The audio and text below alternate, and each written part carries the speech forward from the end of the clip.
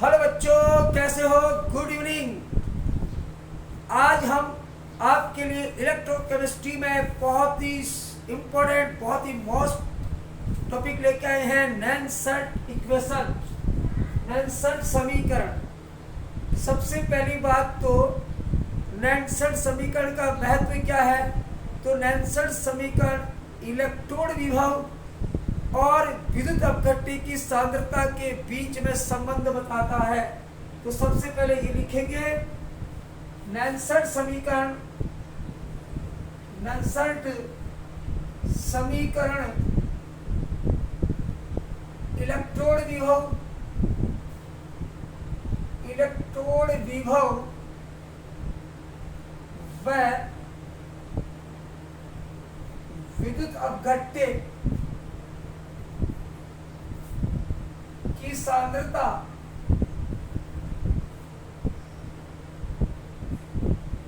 के मध्य संबंध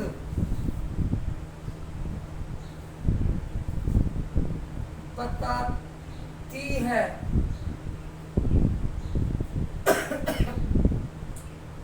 दूसरी बात करेंगे,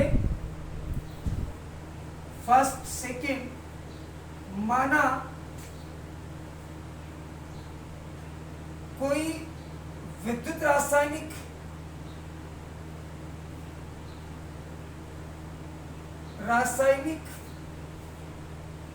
अभिक्रिया निम्न प्रकार से हो रही है, निम्न प्रकार से हो रही है। कोई रासायनिक अभिक्रिया लिखते हैं, ए के ए मोल लेंगे, बी के बी मोल लेंगे और रिवर्सिबल रिएक्शन होगी, सी के सी मोल बनेंगे, डी के डी मोल बनते हैं। तो ये एक कोई रासायनिक अभिक्रिया हो रही है जिसमें ए के ए मोल, बी के बी मोल लेते हैं और जब ये रिएक्शन करते हैं तो सी के सी मोल और डी के डी मोल बनते हैं। तो अब इसको ध्यान से आप देखना है, यहाँ पे ऊष्मा गति के अनुसार, ऊष्मा गतिकी के अनुसार आपने 11th क्लास में पढ़ा था, delta G equal to delta G not plus delta G not plus R T L n K C. ये आप दे लो इक्वेशन नंबर फर्स्ट। यहां पे डेल्टा क्या है? गिब्स मुक्त ऊर्जा है। डेल्टा जी नोट क्या है? मानक गिब्स ऊर्जा है। आर गैस कांस्टेंट है, टी टेम्परेचर है, एल एन लोग है और के सी क्या है? सापेक्ष स्थिरांक। तो अब ये हम कह सकते हैं कि हम जानते हैं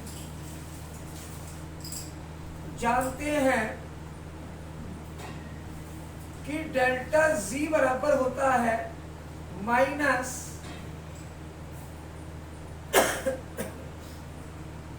एन एफ ई सेल।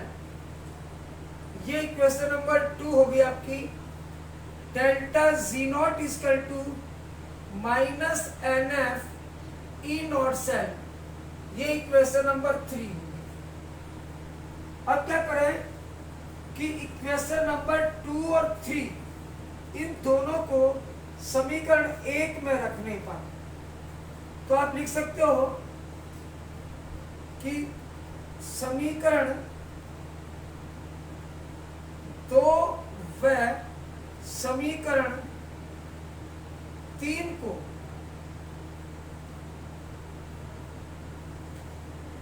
समीकरण 1 में रखने पर, समीकरण 1 में रखने पर ध्यान देना इस इक्वेशन को समीकरण एक क्या है डेल्टा जी, तो डेल्टा जी का मान ये होता है, तो आप लिख सकते हो minus N F E cell बराबर minus N F E not cell फिर plus R T L N. अब इस एल एन जो है ना ये केसी, इसको लिख सकते हो केसी, और इस इक्वेशन को आप मानो इक्वेशन नंबर 4। तो इसको आगे बढ़ाएंगे, इससे पहले बिल्कुल क्लियर हो जाना चाहिए एक रासायनिक अभिक्रिया हो रही है, और इस रासायनिक अभिक्रिया को हम उष्मा गति के अनुसार हम इसे लिख सकते हैं डेल्टा जी बराबर delta G not plus R T L n K C. और हम इस बात को भी जानते हैं कि डेल्टा जी बराबर ये होता है और डेल्टा जी नॉट बराबर minus N F E not cell होता है। इन दोनों मानों को हम समीकरण 1 में रख देंगे तो समीकरण इस प्रकार से हमें प्राप्त होगा। तो आप यहाँ तक स्क्रीनशॉट लेते हैं और इसके बाद आगे बढ़ाते हैं। तो take a screenshot.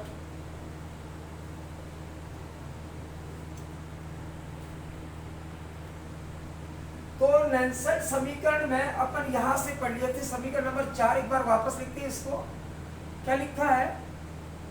Minus N F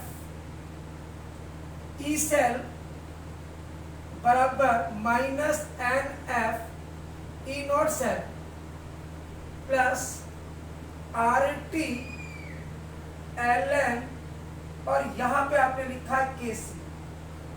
केसी का मतलब क्या होता है? उत्पाद की सांद्रता बटा अभिकारकों की सांद्रता। ठीक है, तो इस वैल्यू को अपन बाद में लिख सकते हैं।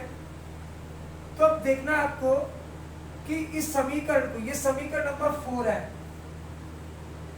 तो समीकरण 4 को -1/NF से गुणा करने पर, अगर मैं इसको इससे गुणा करूंगा तो ये कैंसिल हो जाएगा और हमारे पास आएगा ई सेल बराबर, यहां पे ये इससे कैंसिल हो जाएगा ई नॉट सेल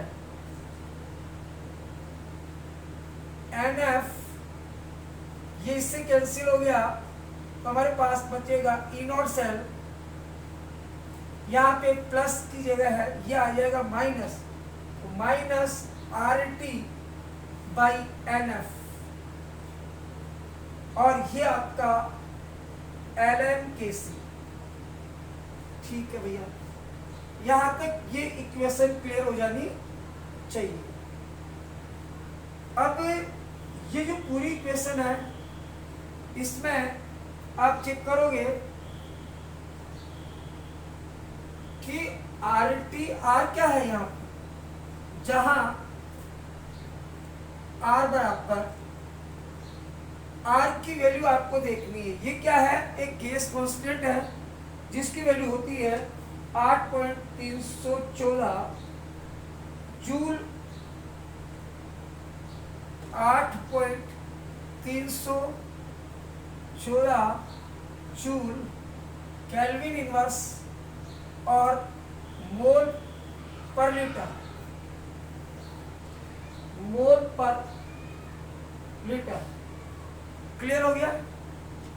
टी क्या है? यहाँ पे टी टेम्परेचर होता है जिसकी वैल्यू होती है 298 केल्विन। यहाँ पे एन एफ क्या है? एफ फेराडे स्थिरांक के, इसका मान जानते हो 96500 कूलम, और एल एन की जगह आप लिख सकते हो एल एन इक्वल टू लोग 10। और केसी क्या आपका? केसी बराबर होता है उत्पाद की सांद्रता बटा अभिकारक की सांद्रता। तो सक्रिय द्रव्यमान या सांद्रता को हम किस में लिख सकते हैं? कोष्टक, बड़े कोष्टक में लिखेंगे तो ये तो होगी उत्पाद की सांद्रता और अभिकारक की सांद्रता। तो अगर ये सारी वैल्यू मैं यहाँ पे पुटअप करता हूं तो हमें मिलता है ई सेल बराबर, यानी कह सकते हैं ये सभी मान यहाँ पे कौन सा इक्वेशन मिला आपको? 5। सभी मान समीकरण 5 में रखने पर तो सारे मान अगर इसमें रखेंगे तो अपन को एक वैल्यू मिलेगी, वो देखो E not cell minus R T की जगह आर टी लिखेंगे, आर की जगह टी का मान रखेंगे, एफ का मान रखेंगे और इन सबको जब सोल्व करेंगे तो हमारे पास एक आंसर आएगा 0.0591 बटे n।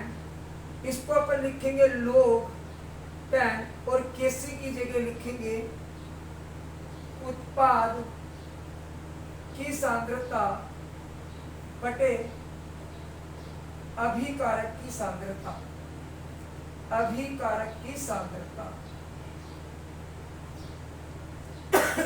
ये बात क्लियर होनी चाहिए।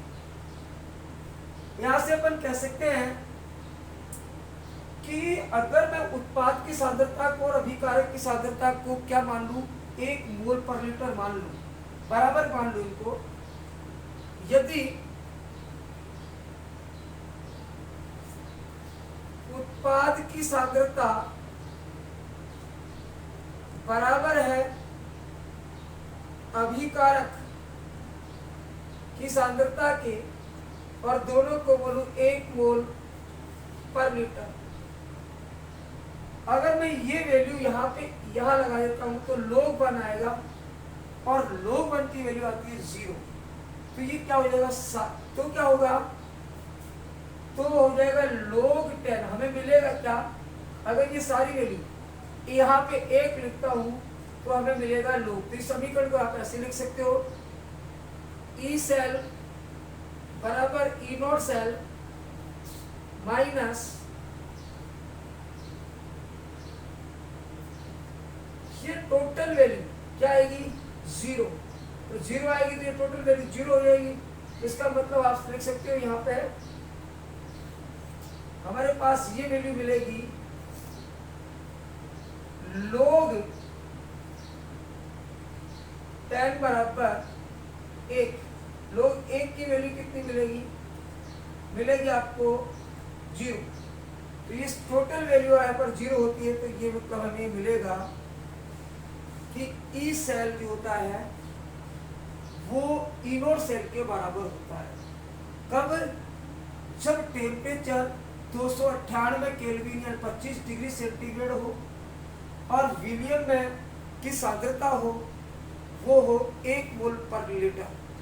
तो ऐसी स्थिति में सेल का इनोड सेल ही क्या कहलाता है? सेल विभव कहलाता है, इलेक्ट्रोड विभव कहलाता है। तो ई नॉट सेल किसके बराबर होगा? सेल के। तो आप इसका स्क्रीनशॉट आप ले सकते हो, टेक ए स्क्रीनशॉट।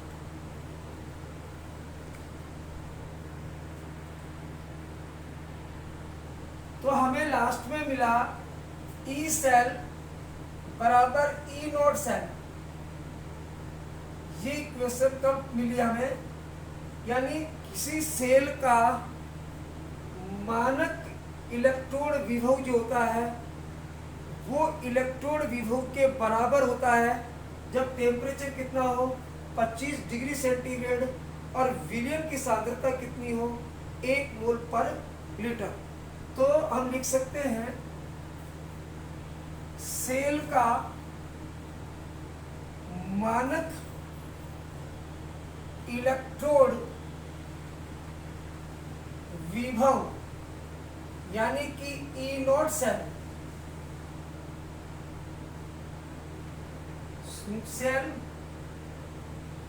इलेक्ट्रोड विभव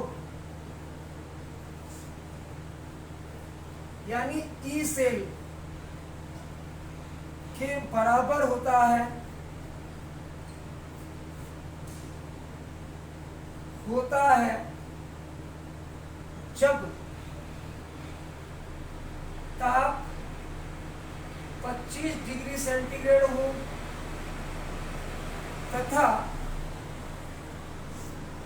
विलयन जो इलेक्ट्रोड के संपर्क में विलयन की सांद्रता कितनी हो, 1 मोल पर लीटर हो। तो ये आप इससे सिद्ध कर सकते हो कि किसी विलयन का मानक इलेक्ट्रोड विभव उस विलयन के उस सेल के इलेक्ट्रोड विभव के बराबर होता है जब ताप कितना हो, 25 डिग्री सेंटीग्रेड यानी 298 केल्विन हो और विलयन की सांद्रता क्या हो, 1 मोल पर लीटर हो।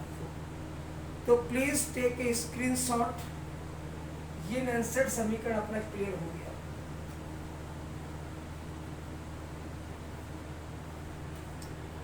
तो नैनसेट इक्वेशन हमने कंप्लीट कर ली।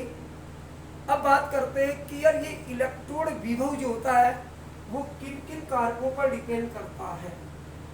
तो इलेक्ट्रोड विभव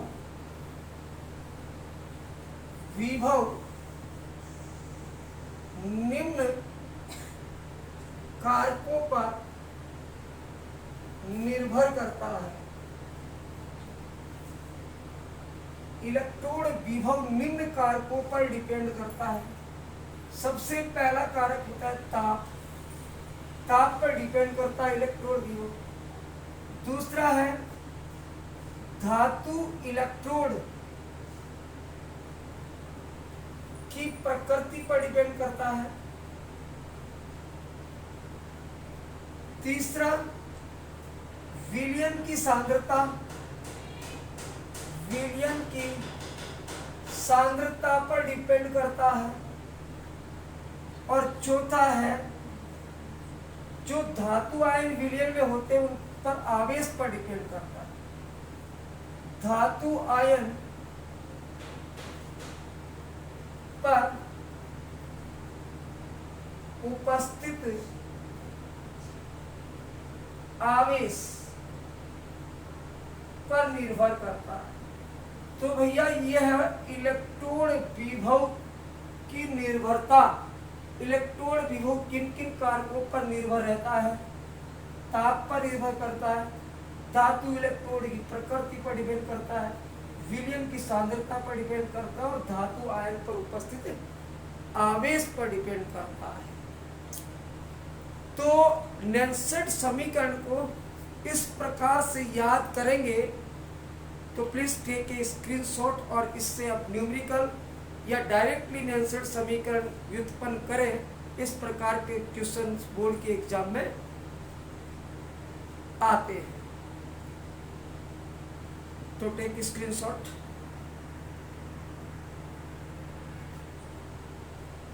तो अब नैनसेट समीकरण हमने पढ़ा है। अब पढ़ते नैनसेट समीकरण से रिलेटेड कुछ न्यूमेरिकल कुछ अंकित क्वेश्चन एनसीईआरटी के।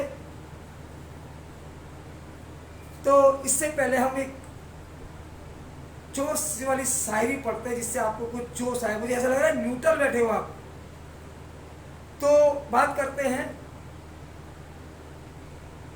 ना संघर्ष है कोई ना तकलीफ, क्या खाक मजा है जीने का। बड़े बड़े तूफान थम जाते हैं जब आग लगी हो सीने में। इसी शायरी के साथ इस न्यूमेरिकल को सोल्व करेंगे। तो सबसे पहले लिखा है निम्नलिखित सेल की अभिक्रिया लिखकर नैनसेट समीकरण द्वारा ई सेल ज्ञात करो। ई सेल को व्यक्त करो। तो यार इस सेल का है, ये सेल दे रखा है अपन को। तो इस सेल की अभिक्रिया लिखते हैं। तो अपन ने डेनियल सेल बनाया। पहले अर्धसेल अभिक्रिया लिखते हैं, फिर दूसरी अर्धसेल अभिक्रिया लिखते हैं और फिर दोनों को जोड़कर पूरी संपूर्ण सेल अभिक्रिया लिखते हैं। तो आप पहले सबसे पहले आप लिखोगे एनोड पर अभिक्रिया। एनोड पर अभिक्रिया। तो एनोड पर क्या होता है, ऑक्सीकरण। तो आप लिख सकते हो इसको ऑक्सीकरण अभिक्रिया। तो ऑक्सीकरण का किसका हो रहा है? निकल जो होता है निकल +2 में बदल रहा है, तो इसका मतलब यहाँ पे ऑक्सीकरण हो रहा है। तो आप लिख सकते हो Ni बदल रहा है Ni+2 में और 2 इलेक्ट्रॉन त्याग रहा है। तो यहाँ पे ऑक्सीकरण रिडक्स हो रही है अभिक्रिया। सेकंड कैथोड की बात करें, कैथोड पर क्या होगा? कैथोड पे अपचयन होगा। तो कैथोड पर अभिक्रिया क्या होगी? अभिक्रिया क्या होगी इसमें? अपचयन अभिक्रिया, अपचयन अभिक्रिया होगी। अब अपचयन में क्या होगा? Ag इलेक्ट्रॉन लेगा, तो Ag ने 2 इलेक्ट्रॉन लिए और क्या बन गया? 2Ag। यहाँ पे तो एक इसने 2 इलेक्ट्रॉन क्या गए, यहाँ पे तो कितने 2 इलेक्ट्रॉन लेगा ये 2Ag प्लस। तो Ag प्लस 2 करेंगे तब 2 इलेक्ट्रॉन, एक Ag 1 इलेक्ट्रॉन लेगा तो 2Ag 2 इलेक्ट्रॉन लेता है। अब लिखो संपूर्ण सेल अभिक्रिया। संपूर्ण सेल अभिक्रिया, तो भैया संपूर्ण सेल अभिक्रिया में क्या करना है? इलेक्ट्रॉन से इलेक्ट्रॉन कैंसिल, बाकी इधर वाले इधर लिख दो, उधर वाले उधर। तो क्या बन जाएगा? Nickel plus 2Ag plus Ag और बनेगा आपका Ni+2 और 2Ag। तो बिल्कुल क्लियर हो गया, निकल N+2 में बदल रहा है, Ag प्लस Ag में बदल रहा है। तो ये था संपूर्ण सेल। तो ये क्या बोला? इस सेल की, ये जो सेल दिया हुआ है उसकी अभिक्रिया लिखनी है, तो ये अपन ने लिख दी उसकी संपूर्ण सेल अभिक्रिया। तो ये संपूर्ण सेल अभिक्रिया लिखी हमने। अब कह रहा है कि इसको नैनसेट समीकरण द्वारा इसको ई सेल के रूप में व्यक्त करना है, ई सेल ज्ञात करना है इस समीकरण के लिए। तो सीधी भाषा में है कि नैनसेट समीकरण क्या कह रहा है अपन को?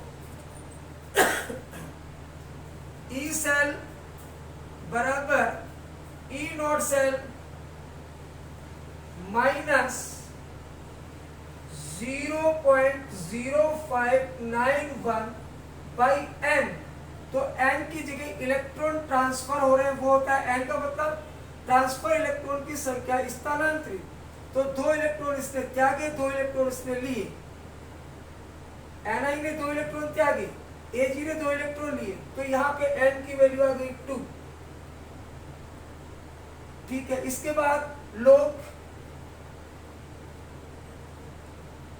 अब आपको ये देखना है कि उत्पाद की सांद्रता और अभिकारक। तो उत्पाद तो इधर वाले उत्पाद हैं, तो उत्पाद में तो निकल भी है, Ag भी है।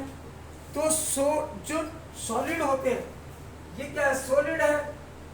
इधर ये क्या है? सॉलिड है। तो हम सॉलिड की सांद्रता को नगण्य मानते हैं, हम केवल आयन की सांद्रता को लिखते हैं। तो इधर उत्पाद कौन है? निकिल प्लस, तो आप लिखोगे Ni+2 की सांद्रता बटा अभिकारक कौन है यहाँ पे? केवल आयन, तो Ag लिखोगे। तो Ag+ की सांद्रता। अब जो स्टोइकियोमेट्रिक गुणांक जो होता है उसको हम घात के रूप में लिखते हैं। तो Ag के साथ क्या है? 2, तो ऊपर लगा देंगे घात 2। इस प्रकार से हम इस समीकरण के लिए नैनसेट इक्वेशन इस प्रकार से लिख सकते हैं। ठीक है, तो ये है आपकी नैनसेट इक्वेशन, है ना। तो इस सेल के लिए हम सेल अभिक्रिया भी लिख सकते हैं और इसके लिए ई सेल भी लिख सकते हैं नैनसेट समीकरण के अनुसार। तो ये क्वेश्चन एक बार फिर से देखो, निम्नलिखित सेल की अभिक्रिया लिखकर। तो ये सेल है, इसकी अभिक्रिया हमने लिखी, एनोड पर क्या होती है, कैथोड पर कैसी होती है, और संपूर्ण सेल अभिक्रिया लिख दी। फिर इसके लिए हमने नैनसेट समीकरण लगाया, नेल्सन समीकरण जानते हैं, ई सेल बराबर ई नोट सेल माइनस 0.0591/2। यहाँ एन होता है, एन की जगह ट्रांसफर इलेक्ट्रॉन आ गई। लोग उत्पाद की सांद्रता, तो इधर उत्पाद देखो, केवल उत्पाद क्या है, आयनों को ही मानेंगे, ठोस को उत्पाद के रूप में काउंट नहीं करेंगे। तो Ag की Na+ की सांद्रता लिख दी, इधर Ag की सांद्रता लिख दी, और जो स्टोइकियोमेट्री जो कोफिशिएंट होता है उसको हमने घात के रूप में लिख दिया। तो इस प्रकार के जो क्वेश्चन अगर बोर्ड के एग्जाम में आते हैं तो इस प्रकार से आप इसको सॉल्व करोगे। तो please take a screenshot of this questions.